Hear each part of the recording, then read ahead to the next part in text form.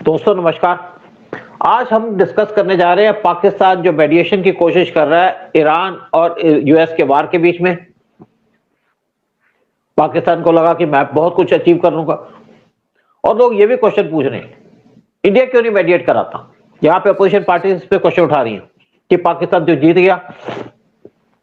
देखिए, जब PM Modi Israel गए थे, फिर उसके पैलेस्टाइन गए थे, तो पैलेस्टाइन ने कहा कि आप हमारे बीच में मेडिएट करो। पीएम मोदी चुपचाप खिसक के आ गए। हम किसी के बीच में मेडिएट नहीं करेंगे, मेडिएट वहां करेंगे जहां पे हमारी चलती हो, जहां पे मेडिएशन हो सकती हो। लेकिन पाकिस्तान मेडिएट कर रहा है और पाकिस्तान को लगा कि मैंने बहुत कुछ अचीव कर लिया। पाकिस्तान की ना फॉरेन पॉलिसी है, ना उनकी डिप्लोमेटिक कोई उनके पॉलिसीज है। लेकिन पाकिस्तान को कौन उकसाता है? US, Trump.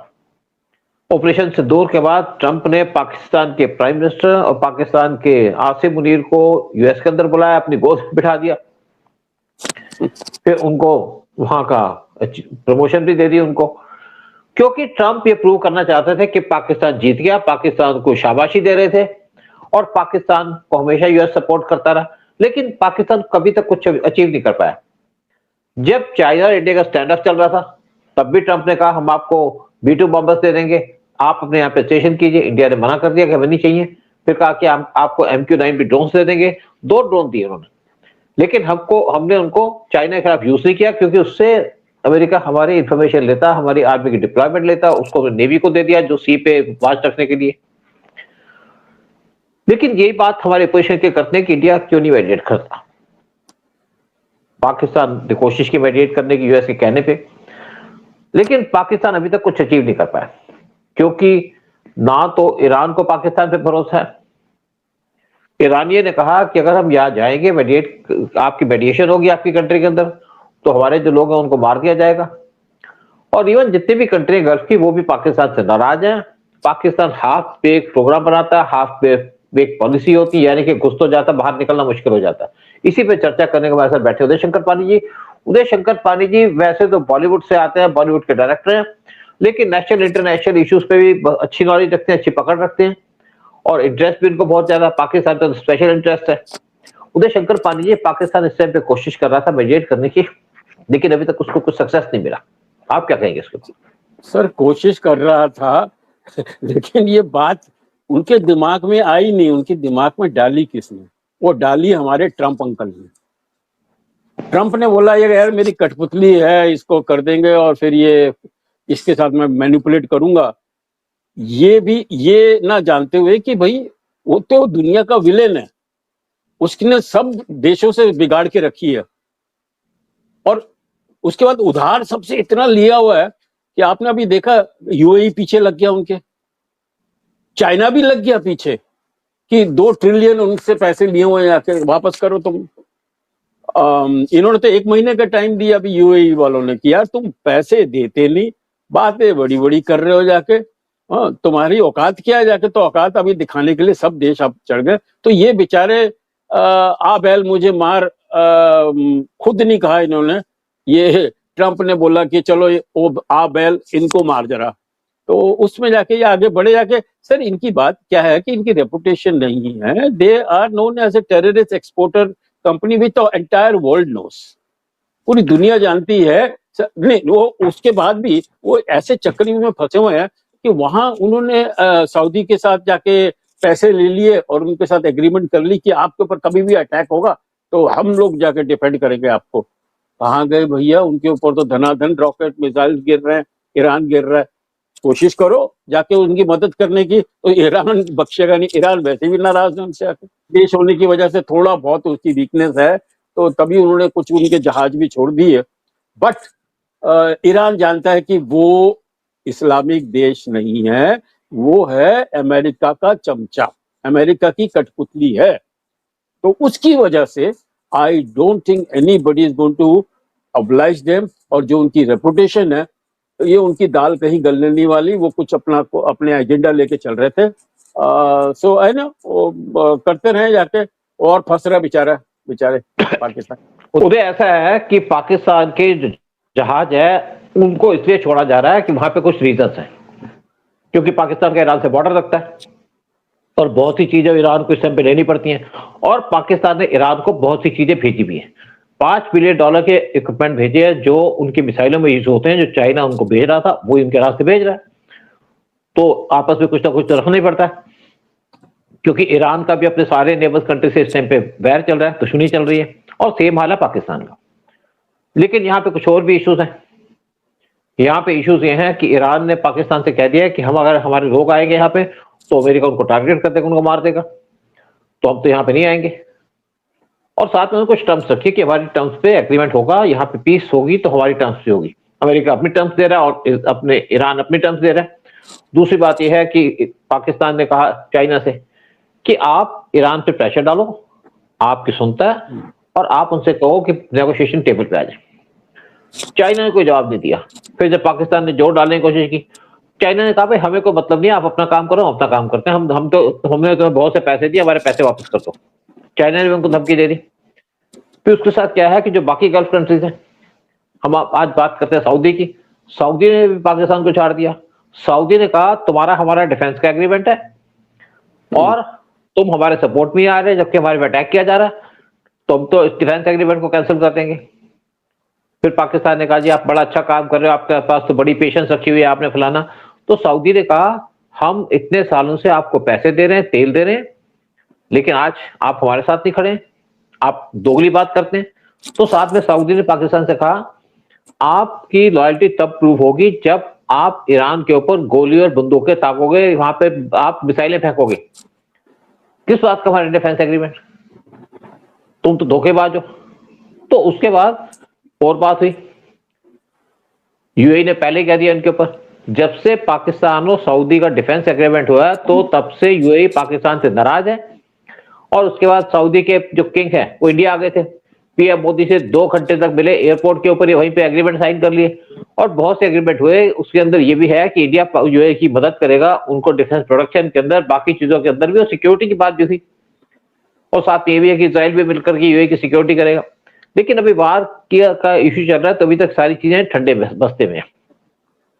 और एक और बात इसके अंदर है कि कतर ने पाकिस्तान से कह दिया जितने पाकिस्तानी हमारे कंट्री के अंदर आते पहले उनको आने में वीजा मिलता था, किसी को आने में वीजा नहीं मिलेगा, और उन पे रिस्ट्रिक्शंस लगा दी कि सिर्फ सिलेक्टेड लोगों को वीजा दिया जाएगा, सिर्फ डिप्लोमेट्स और बाकियों को वीजा दिया जाएगा। इससे पाकिस्तान के लोग परेशान है, पाकिस्तान के बिजनेसमैन नाराज हैं।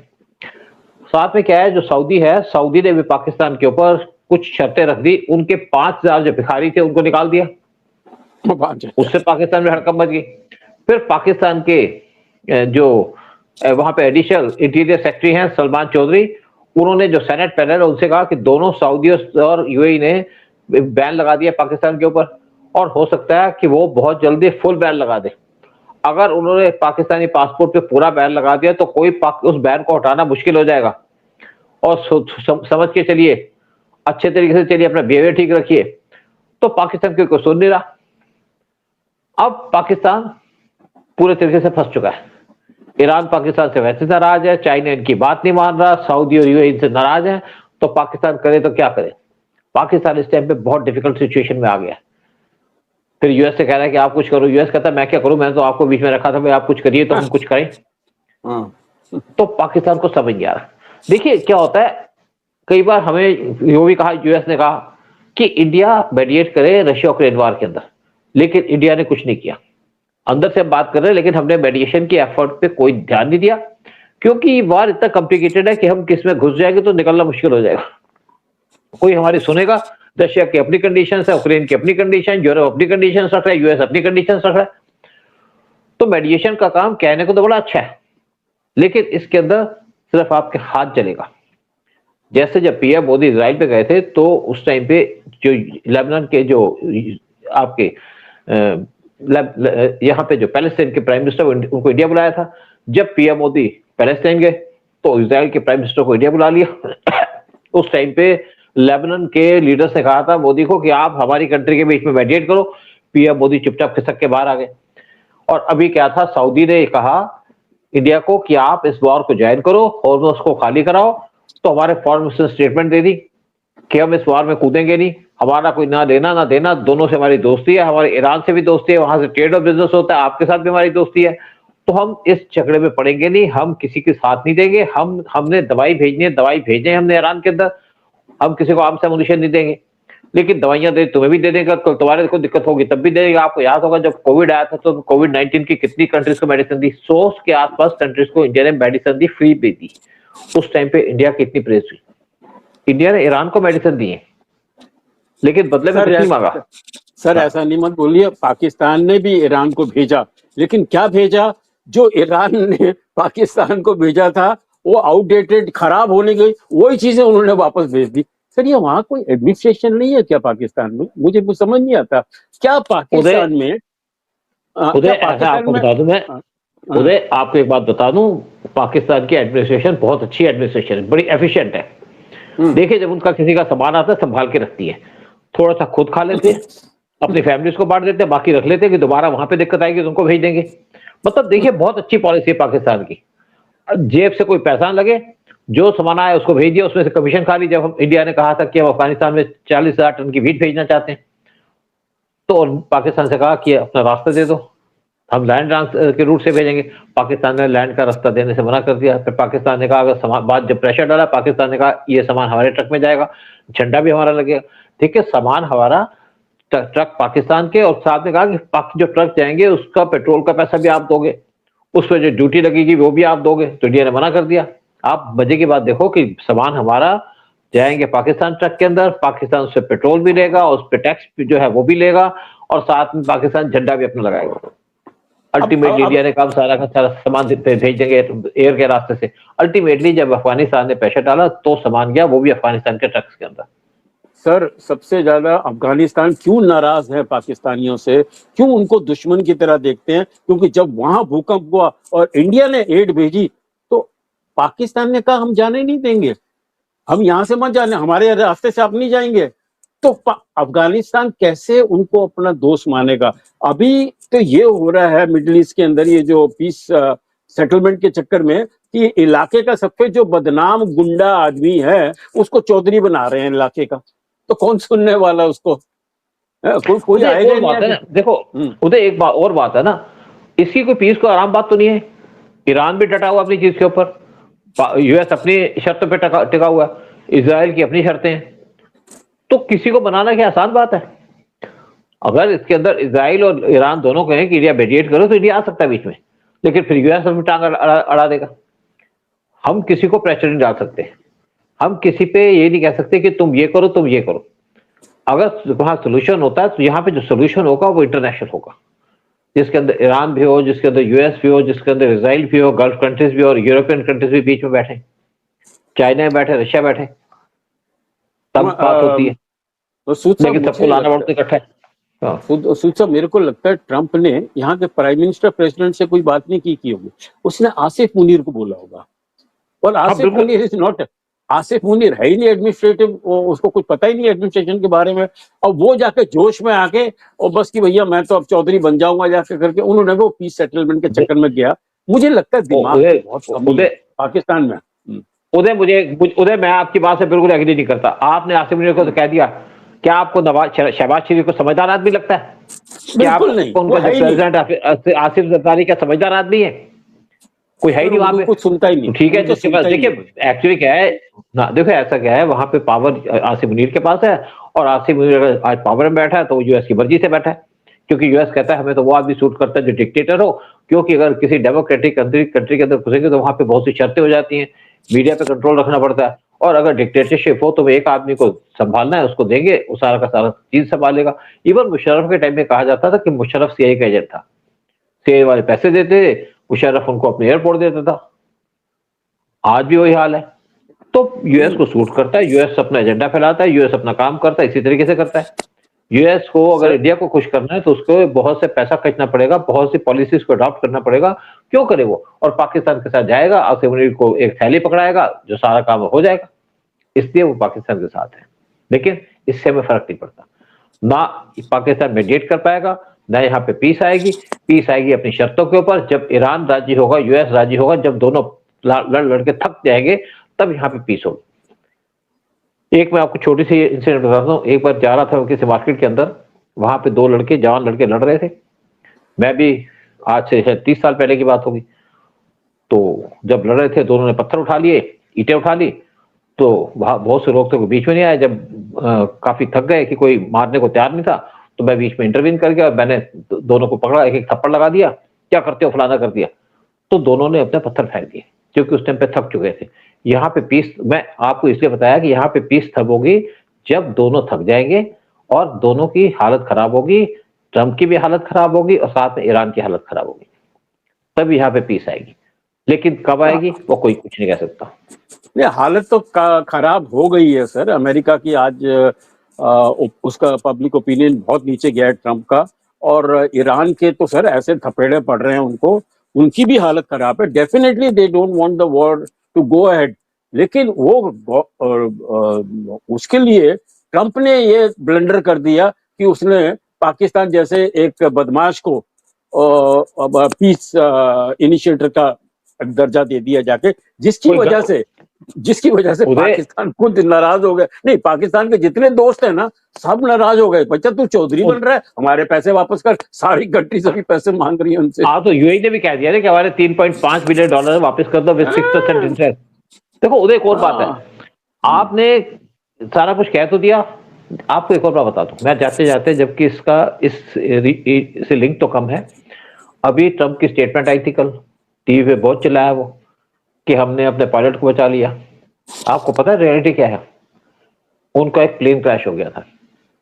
इस एक जगह है उनकी इस्फान, प्लेन क्रैश हो गया, एक पायलट बच गया, दूसरे को इन्होंने 48 घंटे के बाद बचा लिया। लेकिन साथ में कहा जाता है कि इन्होंने अपने लोग भेजे, और कहां भेजे थे? इस्फान नहीं भेजे थे, वो भेजे थे ननाट्स के अंदर, वहां जो इससे 100-150 किलोमीटर दूर है।